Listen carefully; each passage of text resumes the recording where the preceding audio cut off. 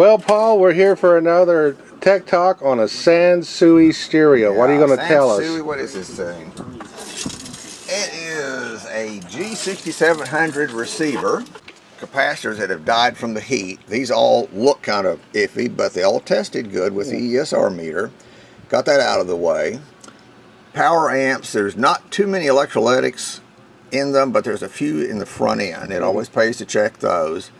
And anytime you've blown an output transistor or had any shorted parts, go in with a good ohm meter, preferably digital, one that doesn't turn on the transistors because the voltage is lower, and look for open resistors. They don't always burn. Sometimes they just open. So I found a couple of open resistors in this one. Both drivers were, one driver was bad, one driver was and I think I had only one output shorted because it didn't blow the fuse, it just didn't work.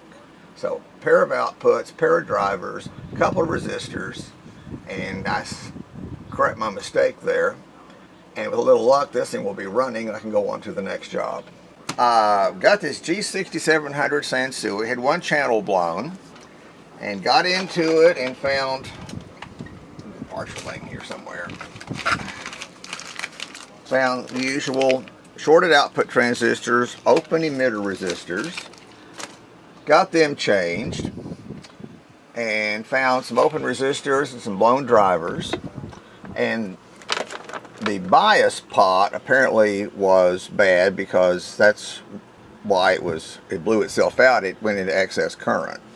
I don't have a bias pot yet, so when in doubt on bias pots, short across them. That'll put you in minimum current if there's nothing else wrong. So I've got minimum current. Put the parts in, plugged it into the variac and the amp meter, held my breath, turned it on, and it fired up. Didn't pull excess current. Waited, protection relay closed. That's a good sign. Both channels played. So okay, I'm home free. I went and set the center point voltage, which is supposed to be 0.0, and when I got it, it was plus 0.5, which isn't bad.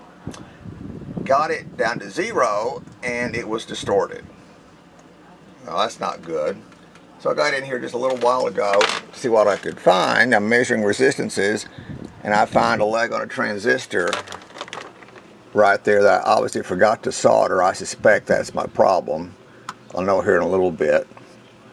But anytime you have a power amp that you've got a problem with or you repaired it, you need to start with lower line voltage, like 60 or 80 volts for safety, and an amp meter that reads below an amp.